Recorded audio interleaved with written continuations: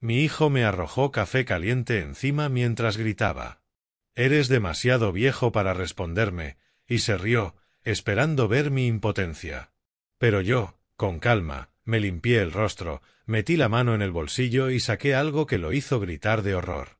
Definitivamente, no esperaba ese giro de los acontecimientos. Antes de continuar, suscríbete al canal y cuéntame en los comentarios desde dónde nos estás escuchando. La cifra de $50,000 me golpeó como una bofetada.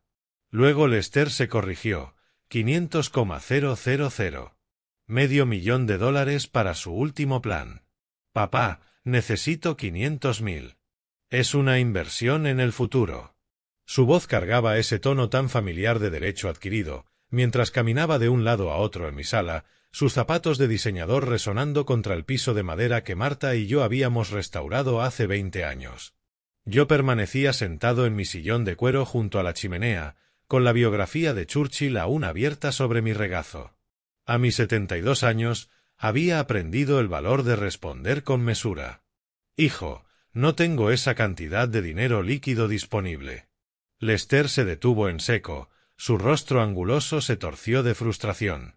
Pasó los dedos por su cabello cada vez más ralo, herencia de mi lado de la familia, aunque él jamás lo admitiría. «¿Cómo que no lo tienes? Vendiste tu negocio inmobiliario por millones. Ese dinero está invertido, diversificado, no está en una cuenta corriente esperando tu próxima gran idea», respondí con voz firme, observando cómo su agitación crecía como nubes de tormenta. «Entonces liquídalo. Esta aplicación revolucionará el reparto de comida, rutas optimizadas con inteligencia artificial, pedidos predictivos». Sus manos se agitaban en el aire, dibujando capturas de pantalla invisibles. «Ya tengo inversionistas interesados, pero necesito capital semilla para mostrar compromiso». El fuego crepitaba entre nosotros, proyectando sombras danzantes que me recordaban otras noches de invierno en que esa habitación se llenaba de calidez, no de tensión. «Lester, tu historial con las inversiones». «No», me interrumpió, apuntándome con un dedo como un hombre acorralado. «No me eches en cara mis errores del pasado. Esto es diferente. Esta es mi oportunidad de, por fin, triunfar. Por fin triunfar, como si su cómoda vida suburbana con Victoria fuera una desgracia. Como si las escuelas privadas que le pagué, los autos que le ayudé a comprar, el anticipo para la casa en Epston, nada de eso contara porque su tercer emprendimiento había fracasado. Entiendo tu pasión, pero no puedo arriesgarme. Entonces vende esta vieja casa. De todas formas es demasiado grande para ti». Sus palabras salieron cortantes, calculadas. Se notaba que había estado conduciendo la conversación hacia esa sugerencia. «Vives aquí como un fantasma. Consíguete un buen condominio. Tal vez en una de esas comunidades para adultos mayores con actividades». El silencio llenó la sala, roto solo por el susurro suave de la leña ardiendo. Sentí cómo se tensaba mi mandíbula y cómo mis manos se aferraban con fuerza a la tapa de cuero del libro. «Esta casa es mi hogar. Aquí viví con tu madre. Mamá murió hace 5 años, papá». 5 años. Su voz se elevó, resonando en el techo abovedado. «No puedes vivir para siempre en un santuario. Sé práctico. El mercado inmobiliario está caliente. Podría sacar 1 millón fácilmente, quizá más. 1 millón fácilmente, como si la cocina donde Marta le enseñó a preparar panqueques fuera solo metros cuadrados. Como si el jardín donde jugábamos a lanzar la pelota valiera únicamente lo que dijera una tasación. «No voy a vender mi casa, Lester». Algo cambió en su expresión, la decepción se endureció en algo más oscuro. «Eres demasiado viejo y terco para entender los negocios modernos. Mientras te aferras a tus recuerdos, las verdaderas oportunidades se te escapan». Tomó su abrigo del sofá, sus movimientos bruscos, llenos de una rabia apenas contenida. Victoria tenía razón. Te has vuelto imposible de razonar. La puerta principal se cerró de un portazo tan fuerte que hizo vibrar los marcos de fotos en la repisa de la chimenea. A través del ventanal vi cómo los faros de su BMW iluminaban la entrada cubierta de nieve antes de desaparecer en la noche de enero. Me quedé allí, escuchando cómo la casa se acomodaba a mi alrededor, el calor del fuego incapaz de disipar el frío que sus palabras me habían dejado. El reloj de la repisa marcó las 8:30, señalando el final de lo que yo había esperado que fuera una visita agradable entre padre e hijo. En su lugar, había presenciado algo en Lester que llevaba meses intentando ignorar, el cálculo frío de un hombre que veía a su propio padre como un obstáculo en sus ambiciones. El libro se deslizó de mi regazo mientras me recostaba en la silla, sintiendo de golpe mis 72 años. La copa vacía de whisky seguía en la mesa auxiliar, con los últimos restos ámbar reflejando la luz moribunda del fuego. Mis piernas se sentían pesadas cuando me levanté del sillón, mis articulaciones protestando con cada movimiento. La casa parecía más grande tras la partida de Lester, sus habitaciones estirándose hacia sombras que no existían una hora atrás. Me dirigí a la biblioteca y encendí la lámpara de bronce que Marta me había regalado en nuestro 20º aniversario. Su luz amarilla calentó los estantes de roble, repletos de primeras ediciones y fotografías familiares. Ese lugar siempre había sido mi santuario, el espacio donde se tomaban decisiones importantes, donde planificaba estrategias de negocios y reflexionaba sobre la vida. El álbum familiar descansaba en su estante habitual, grueso de recuerdos y forrado en cuero desgastado por los años de uso. Lo tomé con cuidado, sintiendo su peso familiar, y me acomodé en el sillón burdeos junto a la ventana. La primera página mostraba a Lester con 3 años, desdentado y sonriente, dando sus primeros pasos tambaleantes sobre el piso de esa misma biblioteca. Abajo, la caligrafía blanca de Marta, 15 de marzo de 1993. Nuestro niño camina. Casi podía escuchar su risa alegre resonando en la habitación. Pasé la página lentamente, con reverencia. Lester a los 5 años, sobre su primera bicicleta en el camino de entrada, mi mano apenas visible en la foto, sujetando el asiento. Estaba tan decidido a andar sin ruedas de apoyo, lágrimas de frustración que se transformaron en gritos de júbilo cuando logró mantener el equilibrio. «Papá, quiero ser como tú», su vocecita, clara y admirada, parecía susurrar aún desde la foto. Mis dedos recorrieron el borde de otra imagen, nuestro viaje de pesca al lago Geneva cuando tenía 12. Aquel día atrapó su primer róbalo, levantándolo con orgullo mientras yo sonreía detrás de él. Pasamos horas en ese bote, hablando de todo y de nada, en esa clase de conversación fácil que fluye entre un padre y su hijo cuando el mundo parece estar en perfecta armonía. La copa de escocés que había servido permanecía intacta en la mesa auxiliar mientras yo seguía hojeando las páginas. Graduación de secundaria, Lester con su toga y birrete, salutatorian de su clase. La celebración por su carta de aceptación universitaria en Romanos, su restaurante favorito. Su primera oferta de trabajo, la chispa de orgullo en sus ojos cuando me llamó para darme la noticia. ¿Cuándo había cambiado todo? Cuando aquel niño de mirada brillante que quería ser como su padre se transformó en el hombre que esa noche me había visto solo como una fuente de dinero. Encontré las fotos de la boda casi al final, Lester elegante en su smoking negro, Victoria radiante en seda blanca.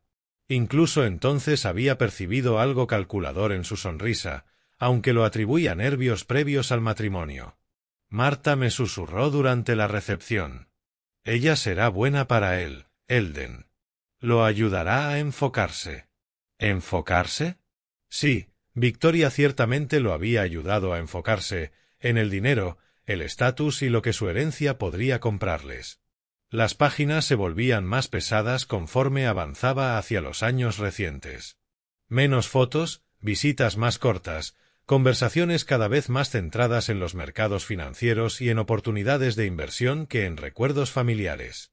¿Cuándo había dejado de ser simplemente papá para convertirme en el banco de papá? Cerré el álbum con cuidado, incapaz de devolverlo a su lugar. Lo abracé contra mi pecho, sintiendo el peso de todos esos momentos capturados, de todo ese amor, esperanza y promesas que parecían haberse desvanecido entre los sueños de la infancia y las realidades adultas. El reloj dio las 10:30, su péndulo de latón atrapando la luz de la lámpara en su vaivén preciso. Afuera, La nieve seguía cayendo, cubriendo el jardín donde Marta y yo habíamos plantado rosales, donde soñábamos con ver jugar a nuestros nietos algún día. ¿En qué me equivoqué? ¿En qué momento mi hijo se convirtió en este extraño que veía mi hogar solo como un activo para liquidar? Serví 2 dedos de Macallan en mi copa. El líquido ámbar atrapaba la luz como si fuese oro líquido. El escocés ardió un poco al pasar por mi garganta, calentándome desde dentro mientras me sentaba rodeado de los fantasmas de tiempos mejores, preguntándome si el hijo que había criado con tanto amor y esperanza aún existía bajo el hombre que había salido por mi puerta aquella noche. La luz de la mañana se filtraba a través de las ventanas de la cocina, proyectando largas sombras sobre el suelo de madera mientras medía el café molido con la precisión de un químico. El ritual familiar de moler, medir y preparar se había convertido en mi ancla durante las horas que siguieron, desde que el sueño finalmente me venció alrededor de las 2 de la madrugada. La cafetera burbujeaba con vida mientras yo miraba por la ventana, observando a los cardenales picotear las semillas que había dejado el día anterior.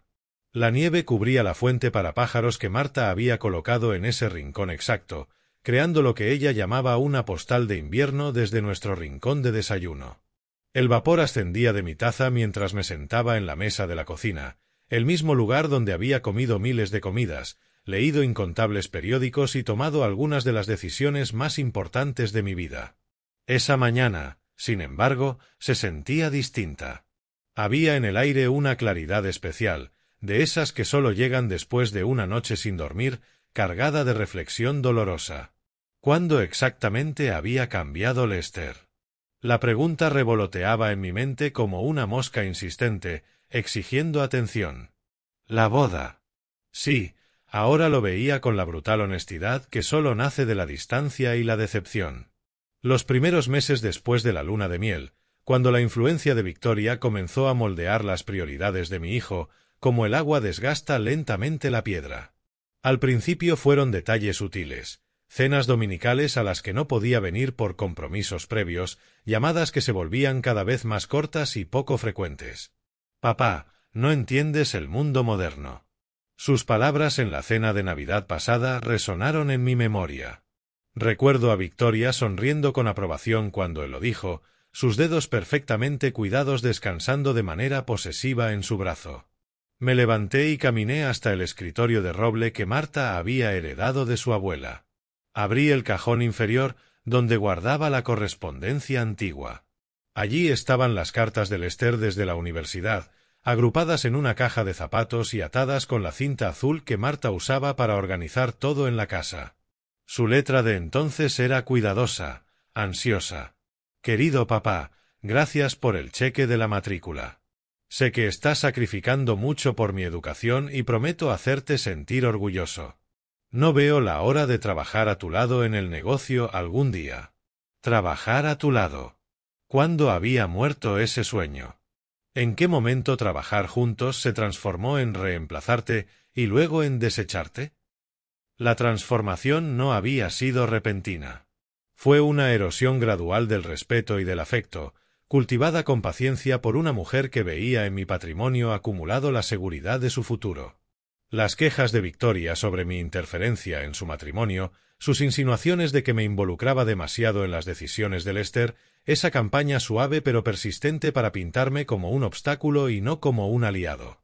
El café se había enfriado en mi taza, pero apenas lo notaba. Finalmente, las piezas de un rompecabezas que me había negado a ver encajaban en su sitio. Las llamadas cada vez más escasas, que solo llegaban cuando había una necesidad financiera. Las visitas de cumpleaños que se sentían como un trámite, no como gestos de cariño. La mirada calculadora en los ojos de Lester al verme, como si evaluara un inventario más que saludar a su padre. Cuando el dinero se volvió más importante que el amor. El reloj de la cocina marcaba casi las 9 de la mañana. En algún lugar de la ciudad, Lester y Victoria probablemente planeaban su próxima jugada, diseñando estrategias para convencer al viejo terco de liquidar sus bienes para su beneficio. El pensamiento debería haberme dolido más, pero en su lugar sentí algo inesperado instalarse en mi pecho, una determinación fría y dura, la misma que me había acompañado en mis primeros años en el negocio inmobiliario, cuando los competidores subestimaban al hombre callado de la sonrisa medida. Había construido un imperio con paciencia y estrategia. Sobreviví a desarrolladores más brillantes y resistí crisis de mercado que arruinaron a hombres de la mitad de mi edad. Quizás había llegado la hora de recordarle a mi hijo que su padre no había acumulado riqueza siendo un ingenuo. El teléfono sonó, sacándome de mis pensamientos. En el identificador de llamadas apareció el número de Lester, y por un momento consideré dejar que el buzón contestara. Pero levanté el auricular en el cuarto timbrazo. «Hola, hijo. Papá». Su voz ya no cargaba la rabia de la noche anterior. En cambio, estaba impregnada de ese encanto cuidadoso que había perfeccionado en los últimos años. «Quiero disculparme por mi arrebato de ayer. Victoria y yo queremos invitarte a cenar esta noche. Bella Vista, tu lugar favorito. Necesitamos hablar». 7 días de silencio se extendieron entre aquella fría noche de enero y el momento en que volvió a sonar mi teléfono. Pasé la semana manteniendo mis rutinas: café por las mañanas en la cocina, lecturas en la biblioteca por la tarde, caminatas por el vecindario cubierto de nieve al anochecer. Pero bajo esa fachada familiar, mi mente trabajaba como un ajedrecista estudiando la estrategia de su oponente. La llamada llegó mientras lavaba los platos de la cena, el simple ritual del agua tibia y el jabón dándome consuelo después de otra comida en soledad. El nombre de Lester apareció en el identificador. Lo dejé sonar 3 veces antes de contestar. «Hola, hijo. Papá». Su voz no traía la furia de la semana pasada, sino algo cuidadosamente modulado. «He estado pensando en nuestra conversación. Victoria y yo queremos invitarte a cenar mañana. Bella Vista, tu restaurante favorito. Necesitamos hablar». Bella Vista. Recordó que allí Marta y yo celebrábamos nuestro aniversario cada año. El gesto me pareció calculado, como todo en esa llamada. «¿Hablar de qué exactamente?», pregunté con un tono neutral, profesional, la misma voz que usaba en negociaciones difíciles de bienes raíces. «Sobre tu futuro, papá. Me preocupa que vivas solo en esa casa tan grande. Queremos discutir algunas opciones que podrían hacer tu vida más fácil». «Opciones». Una palabra tan cuidadosa, cargada de implicaciones que aún no quería revelar. «Está bien, Lester. A las 7. Perfecto. Yo haré la reservación». Al colgar, permanecí de pie en la cocina, sosteniendo el teléfono inalámbrico y observando mi reflejo en la ventana oscura. 7 días me habían dado tiempo para pensar, para planear, para hacer ciertas preparaciones. Quizá había llegado el momento de que mi hijo aprendiera que su padre no había llegado hasta aquí siendo un ingenuo. Esa tarde elegí mi ropa con el mismo cuidado con el que solía vestirme para reuniones de negocios cruciales. El traje azul marino que Marta me había ayudado a escoger 3 navidades atrás, decía que hacía que mis ojos se vieran más jóvenes. Una corbata Burdeos, símbolo de prosperidad sin ostentación. En el espejo no vi al viejo indefenso que Lester parecía esperar, sino al empresario que había sabido superar adversarios más astutos que su propio hijo. Del escritorio de roble en mi despacho saqué el sobremanila que había dejado allí después de mis revelaciones matutinas. Dentro, documentos preparados por mi abogado y algo más, algo que recordaría a todos cuanto podían perder si me subestimaban. El taxi llegó puntualmente a las 6:30. Mientras el perfil de Chicago crecía en la ventana, sentía el peso familiar de los papeles importantes en el bolsillo interno de mi chaqueta. El día siguiente traería reconciliación o una lección sobre las consecuencias. De cualquier modo, mi hijo estaba a punto de descubrir que algunos padres aún tenían dientes. La iluminación cálida de Bella Vista y el suave jazz no podían ocultar la tensión que me esperaba en la mesa 7. Lester se levantó al verme acercar, su sonrisa demasiado amplia, demasiado ensayada. Victoria permanecía sentada, su maquillaje impecable brillando bajo la luz de las velas mientras me saludaba con una mano, el mismo gesto ensayado que usaba en sus vídeos de redes sociales. «Papá, te ves maravilloso». El abrazo de Lester se sintió como una actuación, un espectáculo para los comensales cercanos más que un gesto de afecto genuino. Tomé la silla que me habían dejado, enfrentando la pared, mientras ellos tenían vistas privilegiadas de la entrada y de las ventanas. Incluso la disposición de los asientos parecía estratégica. «Victoria, ¿te ves bien?», dije, asintiendo hacia mi nuera, cuyo teléfono reposaba a un lado de su vaso de agua, boca arriba y listo. «Oh, Elden, qué alegría que hayas aceptado venir». Su voz llevaba ese dulzor pegajoso que perfeccionó para conversaciones difíciles. «Estamos muy preocupados por ti». «¿Preocupados?». Otra vez esa palabra. El mismo lenguaje cuidadoso que Lester había usado en la llamada.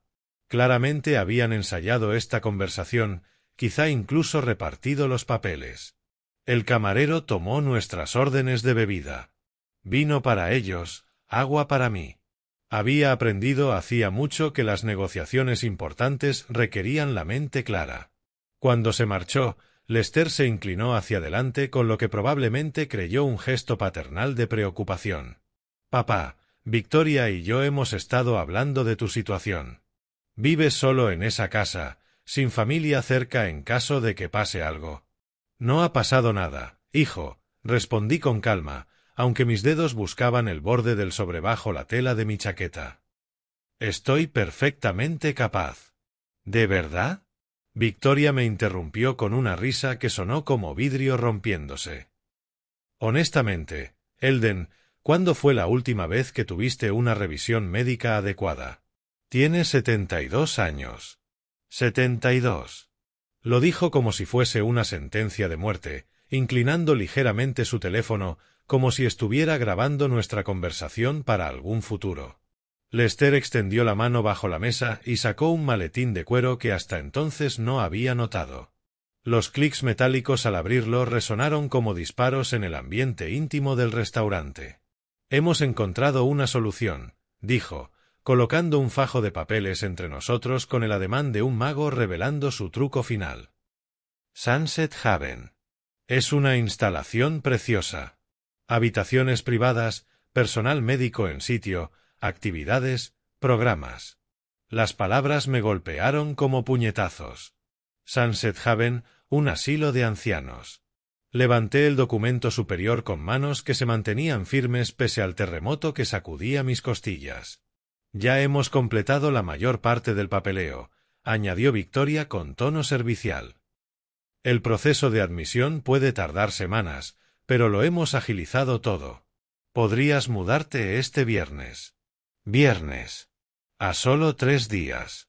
Leí los formularios con la misma atención cuidadosa que antes había dedicado a contratos millonarios, recomendaciones médicas, autorizaciones financieras, modificaciones de testamento vital. Mi firma requerida en una docena de lugares, pero las suyas ya adornaban cada página donde se pedía el consentimiento familiar. «Han estado ocupados», logré decir, mi voz sonando hueca incluso en mis propios oídos. «Queremos lo mejor para ti, papá», replicó Lester, con ese tono paciente de un padre explicando un concepto simple a un niño lento. «La casa es demasiada responsabilidad. El dinero de la venta garantizará que tengas una excelente atención por el resto de tu vida». «El resto de mi vida». «Qué eficiencia la suya. Mi casa vendida, mi independencia eliminada, mi riqueza administrada por familiares tan amorosos que mostraban una ternura calculada por mi bienestar». «No voy a ir a ningún lado», dije en voz baja, colocando los documentos boca abajo sobre el mantel blanco. La risa de Victoria tintineó como campanillas en medio de una tormenta. «Oh, Elden, no seas terco. Ya está todo arreglado. No permitiré que controlen mi vida». Las palabras salieron más fuertes de lo que había previsto, atrayendo las miradas de las mesas cercanas. El rostro de Lester se oscureció, su fachada cuidadosa se agrietaba como hielo bajo presión. «¿Controlar tu vida?». Se inclinó hacia adelante con agresividad, alzando la voz. «Mírate. Apenas puedes mantener una conversación sin ponerte confuso y a la defensiva». «No estoy confuso en lo absoluto, hijo». Empujé los documentos del asilo hacia él con calma deliberada. «Entiendo perfectamente lo que intentan hacer». El teléfono de Victoria se levantó un poco, apuntando hacia nosotros, como si estuviera capturando pruebas de mi supuesta inestabilidad. Sus labios se curvaron con anticipación, como los de un gato mirando a un ratón que tropieza directo hacia la trampa. La taza de café de Lester descansaba medio llena junto a su plato de pan, el vapor aún elevándose de la superficie oscura. Sus dedos se aferraban al asa con los nudillos blancos. ¿Quieres pruebas de que no puedes cuidarte solo? Su voz llevaba un filo peligroso, algo salvaje y desesperado que lo transformó en un extraño ante mis ojos. Bien, aquí tienes tus pruebas. La taza se levantó en cámara lenta, su brazo alzándose con precisión teatral. El líquido caliente surcó el aire cálido del restaurante, atrapando la luz de las velas como un arco marrón antes de salpicar contra mi rostro y mi pecho. El calor golpeó primero, no lo suficiente para escaldar, pero sí lo bastante para hacerme estremecer de manera involuntaria. El café corrió por mi mejilla, empapando mi corbata burdeos y mi chaqueta azul marino. Las gotas se esparcieron por el mantel blanco como evidencia en una escena de crimen. «Mira». Lester estampó la taza vacía contra el platillo con tanta fuerza que rajó la porcelana. «Te acabo de lanzar café encima y eres demasiado viejo y débil para reaccionar. Solo te sientas ahí como un niño indefenso». La risa encantada de Victoria atravesó el silencio horrorizado del restaurante. «Exactamente. Ni siquiera puede defenderse. Esto demuestra lo que decimos sobre su deterioro». A nuestro alrededor, la conversación se había detenido. Los meseros se quedaron inmóviles con platos en las manos. Una mujer en la mesa contigua se cubrió la boca con horror mientras su acompañante sacaba el teléfono, sin saber si llamar a seguridad o grabar el espectáculo. Tomé la servilleta con movimientos mecánicos, robóticos. El lino absorbió el café de mi mejilla mientras mi mente procesaba lo ocurrido. Mi propio hijo, el niño al que enseñé a montar bicicleta, cuya matrícula universitaria pagué, cuyos fracasos empresariales había perdonado una y otra vez, acababa de humillarme en público para demostrar que yo era indefenso.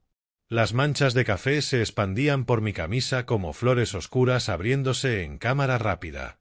El aroma amargo se mezclaba con el perfume de Victoria y el aire impregnado de ajo del restaurante. Mis manos se movieron con precisión deliberada, doblando la servilleta manchada en un cuadrado perfecto antes de dejarla junto a mi vaso de agua intacto. Lester se recostó en su silla con una satisfacción salvaje, la respiración pesada por la adrenalina y la rabia. «Ahí está. Ahora todos pueden ver con qué tratamos. Un viejo que ni siquiera puede protegerse de un accidente simple». Victoria asintió con entusiasmo, su teléfono ahora grabando abiertamente. «Será la documentación perfecta para la evaluación médica. Prueba clara de su capacidad disminuida para responder en situaciones sociales básicas». El maitre se acercó a nuestra mesa con pasos cautelosos, su compostura profesional intacta pese a la evidente incomodidad en sus ojos. «Señor, ¿se encuentra bien? ¿Desea que llamemos?» «Todo está bien», dije en voz baja, aunque cada sílaba resonó en el restaurante silencioso. «Solo una discusión familiar que se ha acalorado un poco». Deslicé mi mano hacia el bolsillo interno de mi chaqueta, sintiendo los bordes firmes de los documentos que representaban 7 décadas de planificación cuidadosa y pensamiento estratégico. Mis dedos se cerraron sobre los papeles que recordarían a todos, especialmente a mi hijo y a su esposa calculadora, que algunos padres aún conservaban dientes muy afilados. El mantel blanco se tiñó con las sombras del café, pero mis manos permanecieron firmes cuando deposité la servilleta doblada con meticulosa precisión.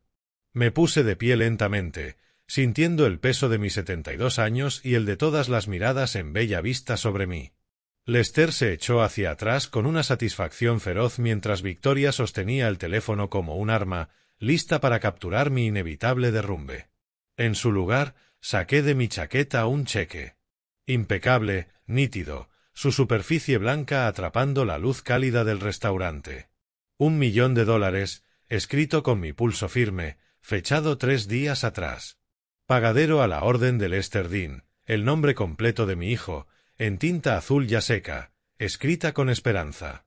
«Este $1.000.000 era para tu nuevo negocio». Mi voz se alzó con claridad en el comedor silencioso. Lo tenía preparado después de nuestra primera conversación, antes de comprender en lo que te habías convertido. La suficiencia de Lester se desvaneció como el vapor de su café. Sus ojos se fijaron en el cheque con la intensidad de un hombre que se ahoga al ver la orilla. «Papá, ¿qué estás?» «Pero ahora veo que no lo mereces». El primer desgarro del papel fue limpio, satisfactorio, partiendo el cheque a lo largo, justo sobre la cifra. «Le lanzaste café a tu propio padre para probar que era indefenso». «No». «¿Qué estás haciendo?» Lester se lanzó hacia adelante, su silla rechinando contra la madera mientras extendía los brazos desesperado. Sus dedos arañaron el aire mientras yo sostenía las dos mitades fuera de su alcance. El teléfono de Victoria cayó al suelo, sus instintos de redes sociales aplastados por la visión de una fortuna que desaparecía ante sus ojos. «Elden, detente. Podemos hablarlo, arreglarlo todo». El segundo desgarro fue transversal, dividiendo el cheque en 4 piezas perfectas que flotaron como hojas de otoño sobre el mantel blanco. Cada fragmento contenía una porción de aquella suma astronómica que habría resuelto todos sus problemas financieros, financiado los sueños de Lester y asegurado su cómoda vida suburbana. Demasiado tarde.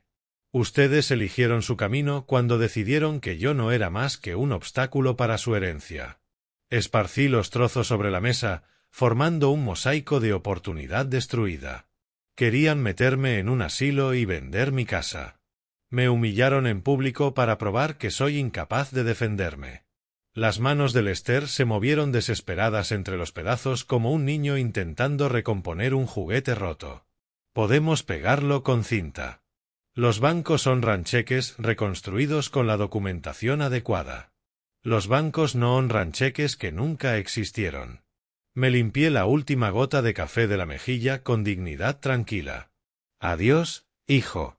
El maitre se hizo a un lado mientras me dirigía hacia la salida, mi andar firme a pesar de las revelaciones de la noche.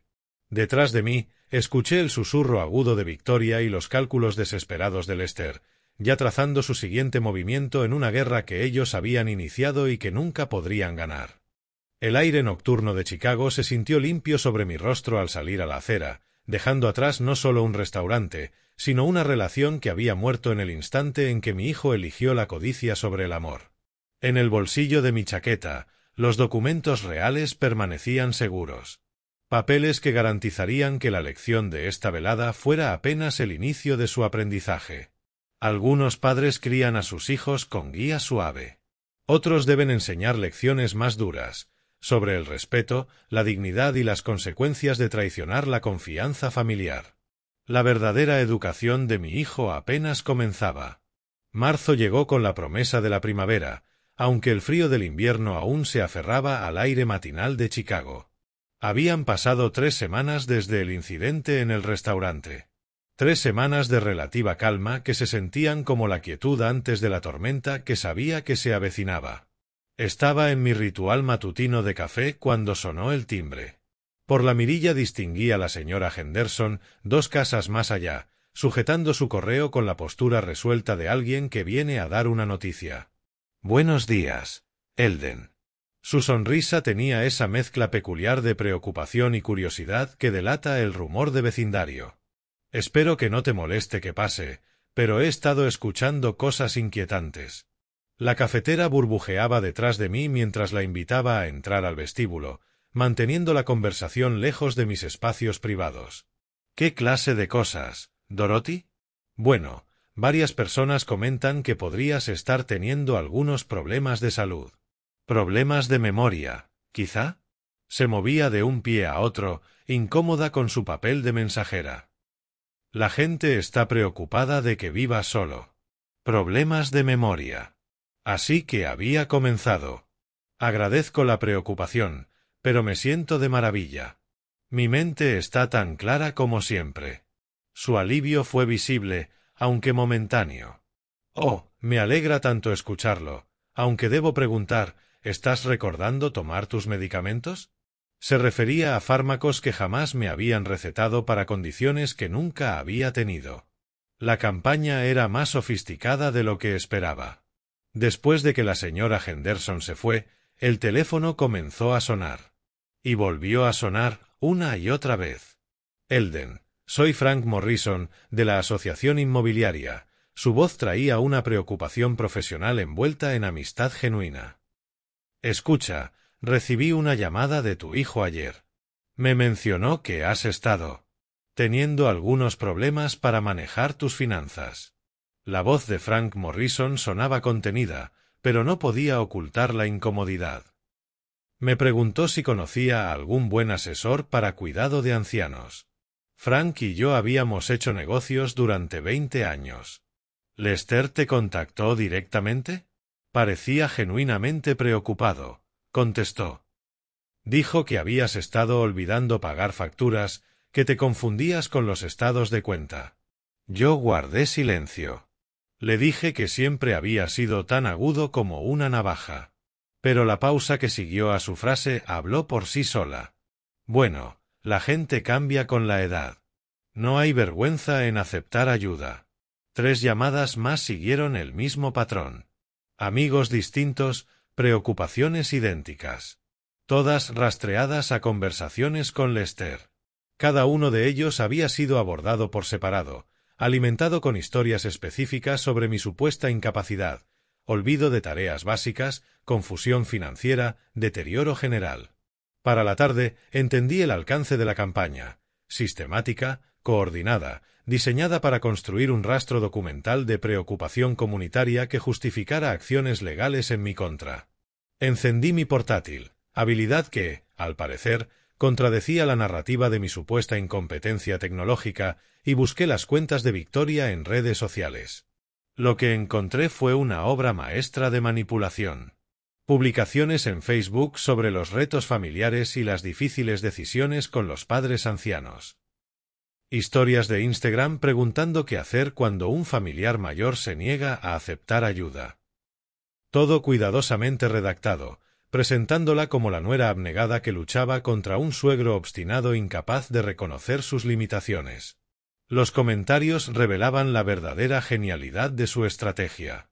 Qué doloroso cuando ellos pierden la conciencia de su propia condición. ¿Has considerado iniciar un proceso de tutela legal?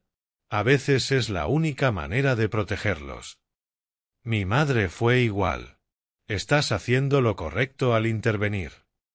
Docenas de respuestas de amigos y extraños, todas ofreciendo simpatía, compartiendo experiencias similares y reforzando la narrativa. Yo era un anciano típico, en negación de mis capacidades declinantes.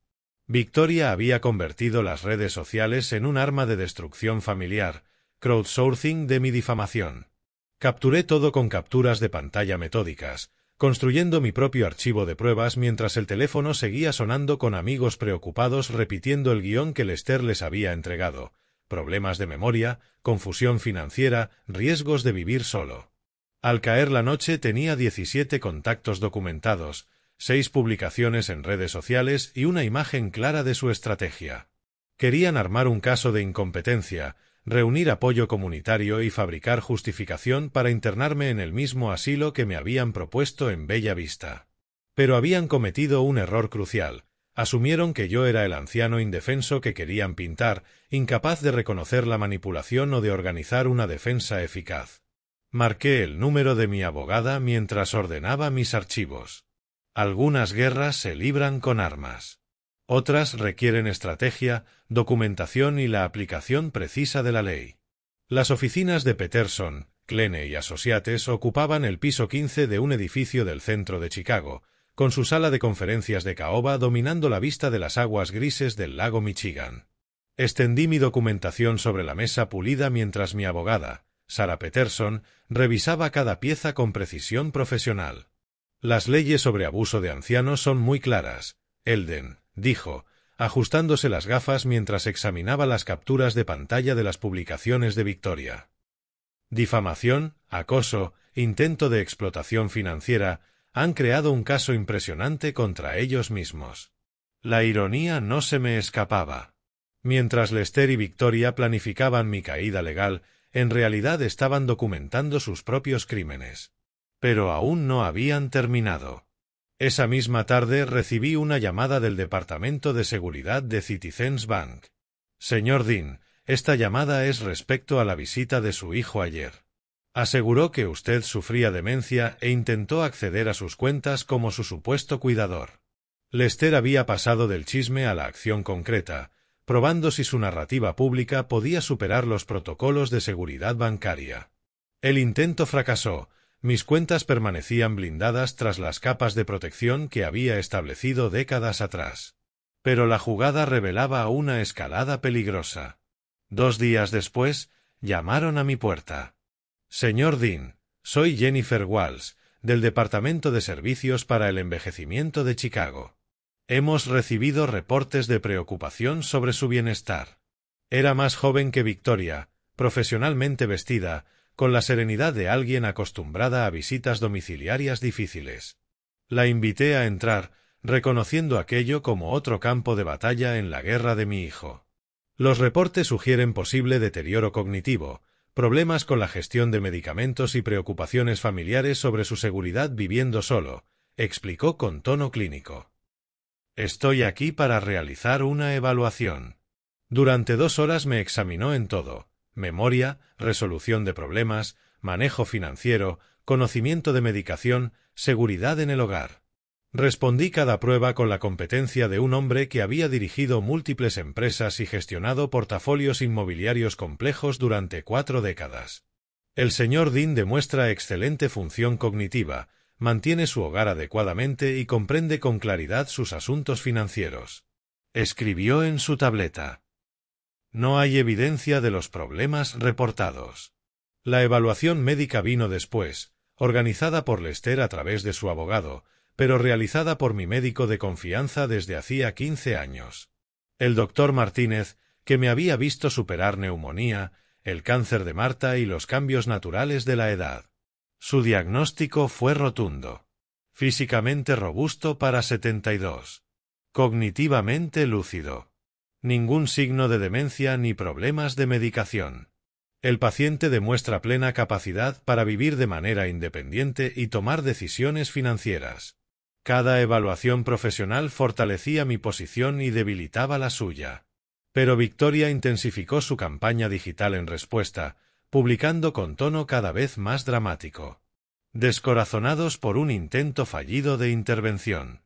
Cuando los mayores manipulan a los profesionales, las familias se sienten impotentes. Otro revés en el intento de conseguirle la ayuda que necesita. El sistema falla cuando los ancianos aparentan estar bien durante las evaluaciones, pero luchan en la vida diaria. Giraba sus derrotas en evidencia de que el sistema era insuficiente, reforzando su papel de víctima y aumentando la presión pública. Mientras tanto, Lester visitaba abogados. 3 despachos distintos. Todos rechazaron presentar una solicitud de tutela por falta de pruebas. Cada consulta le costaba dinero que no tenía, y cada negativa lo volvía más peligroso. Tu padre se arrepentirá de oponerse a nosotros, le oí decir a Victoria en una llamada que grabé legalmente desde mi propiedad, cuando vinieron a recoger el bolso que ella había olvidado tras su emboscada en el restaurante. La respuesta de Victoria me heló más que su amenaza. Las redes sociales son solo el comienzo. Si los canales legales no funcionan, encontraremos otras formas de hacerle la vida imposible. Esa noche me senté en mi biblioteca, rodeado de la documentación de sus ataques fallidos y de sus amenazas crecientes. Las evaluaciones médicas probaban mi competencia. Las consultas legales confirmaban la debilidad de su caso. Los bancos protegían mis activos. Y, sin embargo, algo en la voz de Victoria sugería que estaban listos para abandonar cualquier pretensión legal. Abrí mi caja fuerte una vez más y saqué documentos que había esperado no usar nunca. Si querían escalar más allá de la ley y la razón, descubrirían que algunos viejos tienen colmillos más afilados de lo que aparenta su edad. La guerra real estaba a punto de comenzar.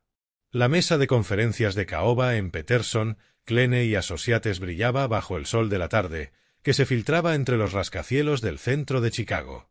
Extendí mis archivos cuidadosamente organizados mientras Sarah Peterson los revisaba con la precisión meticulosa que la había convertido en la abogada de derecho sucesorio más respetada de la ciudad. ¿Está absolutamente seguro de esta decisión, señor Dean?, preguntó, levantando la vista del borrador de modificaciones al testamento, sus gafas reflejando la luz.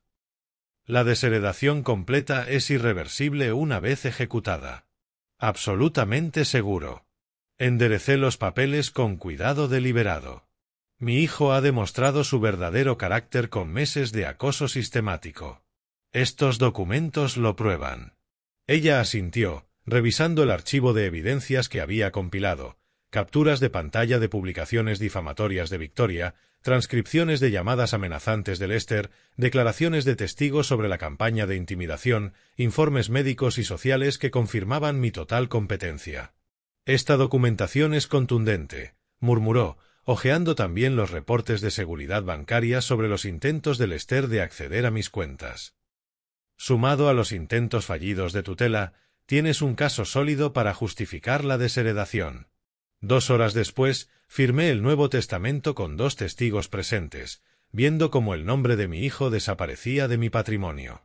En su lugar quedaban la Fundación de Educación Infantil de Chicago, el Grupo de Defensa del Cuidado de Ancianos y el Fondo de Mejora de la Biblioteca Harold Washington.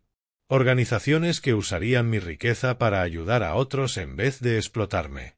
Los documentos pesaban más en mi portafolio cuando regresé a casa, cargando no solo con 72 años de experiencia, sino con la amarga certeza de que algunos hijos crecen hasta convertirse en extraños que usan rostros familiares.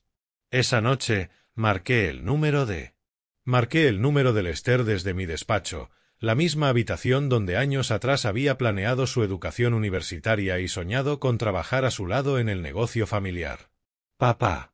Su voz sonaba cautelosa, pero cargada de esperanza. Probablemente se preguntaba si meses de fracasos legales habían finalmente quebrado mi resistencia. Hijo, he estado pensando en todo lo que ha pasado entre nosotros. Respondí con un tono cuidadosamente medido, ni hostil ni afectuoso. Quiero hablar de nuestro futuro juntos. De todo. Por fin. El alivio inundó su respuesta. Sabía que entrarías en razón tarde o temprano, viejo. Victoria decía que solo estaba siendo terco, pero yo le dije que al final entenderías. Viejo. Incluso en lo que él creía era una victoria, no pudo resistirse a la crueldad casual que se había convertido en su sello personal. Tengo una sorpresa para ti, continué, abriendo mi portafolio para confirmar que las copias del Nuevo Testamento estaban listas. Veámonos mañana por la noche en Bella Vista, a las 7. Quiero resolver todo entre nosotros, de una vez por todas. Bella Vista, perfecto, papá. El mismo lugar donde tuvimos aquel malentendido. Muy simbólico. Malentendido. Su eufemismo para describir el momento en que me lanzó café a la cara mientras intentaba forzarme a ingresar en un asilo. Trae a Victoria, añadí. Ella también debería escuchar lo que tengo que decir. Al colgar, me quedé sentado en la penumbra del despacho, rodeado de los libros y recuerdos que me habían sostenido durante meses de guerra familiar. La noche siguiente pondría fin al conflicto, de manera definitiva. Pero a diferencia de los ataques burdos de mi hijo, mi resolución estaría cimentada en la ley, en la documentación, en la misma estrategia que me había hecho exitoso mucho antes de que él naciera. Abrí la caja fuerte por última vez y saqué el sobre que contenía no solo documentos legales, sino la cristalización de la decepción de un padre convertida en acción decisiva. Algunas lecciones se enseñan con paciencia y comprensión. Otras exigen el corte limpio de consecuencias que no pueden negociarse, manipularse ni revertirse. Bella Vista se sentía diferente cuando entré con mi carpeta bajo el brazo. La misma iluminación cálida, el mismo ya suave, pero esta vez crucé el comedor no como un hombre con esperanza, sino como alguien armado con la verdad. El maitre me condujo a la mesa 7, la misma donde mi hijo me había humillado 3 meses atrás. Lester y Victoria ya estaban allí, sus rostros brillando de anticipación. Vestían para lo que creían que sería su cena de victoria, él con su mejor traje, ella con joyas que probablemente yo había financiado con generosidades pasadas. «Papá, te ves maravilloso». Lester se levantó para abrazarme, una actuación de afecto filial casi convincente. «Me alegra tanto que finalmente vayamos a arreglar las cosas». Victoria sonreía a su lado, con el teléfono discretamente colocado para documentar lo que seguramente planeaba presentar como su triunfo sobre el viejo terco. Puse mi carpeta sobre la mesa entre nosotros, con el mismo cuidado con que había firmado contratos millonarios en el pasado.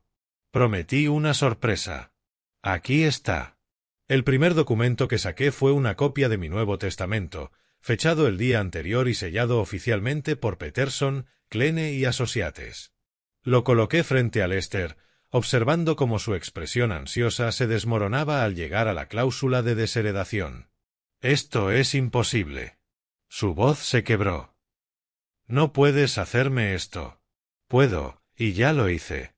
Saqué el segundo conjunto de documentos, pruebas de su campaña de acoso compiladas durante meses de meticulosa documentación.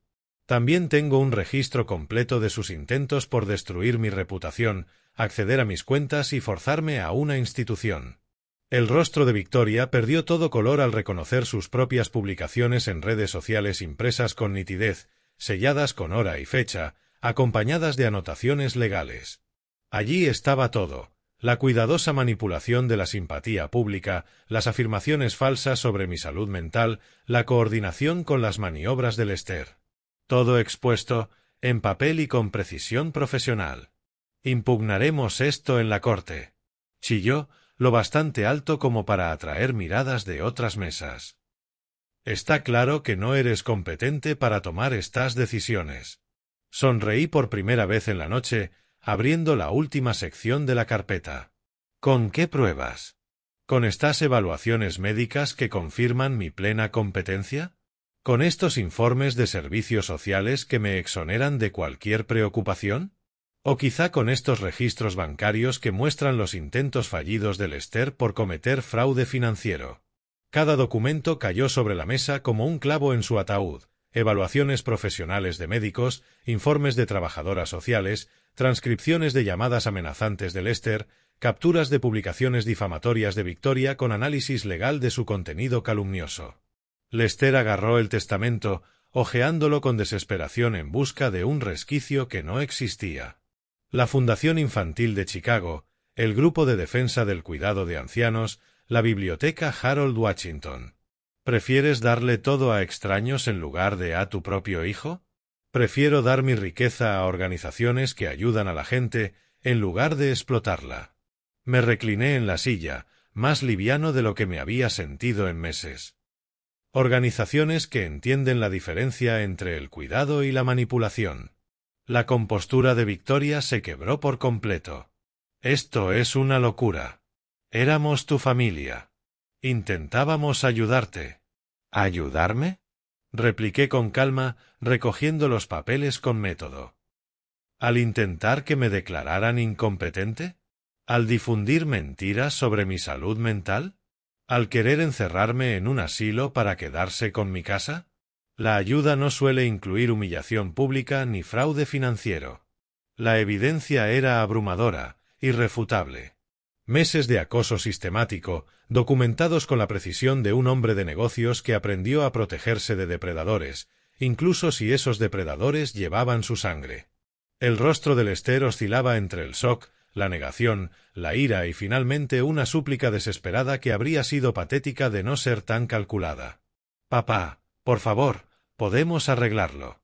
Cambiaré. Victoria se disculpará. Podemos demostrar que merecemos». Ya demostraron lo que merecen. Me puse de pie, dejando los documentos esparcidos sobre la mesa como escombros de sus sueños derrumbados. Adiós, Lester. Adiós, Victoria. Lo último que escuché mientras me alejaba fue el llanto histérico de Victoria y los susurros frenéticos de Lester sobre abogados y apelaciones.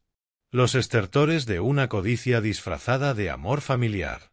Afuera, el aire de primavera en Chicago se sentía limpio, lleno de posibilidad.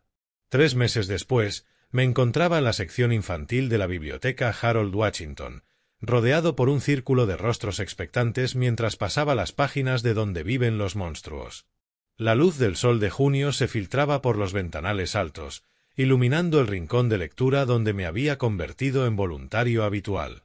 «Señor Dean, ¿nos lee otro cuento?», preguntó Sophie, una niña de 6 años con coletas y sonrisa desdentada. Por supuesto, cariño. ¿Cuál quieres ahora? La emoción de los niños era contagiosa, su afecto genuino un bálsamo para heridas que ni siquiera sabía que necesitaban sanar. Aquellas sesiones semanales de lectura se habían convertido en el punto más alto de mi semana.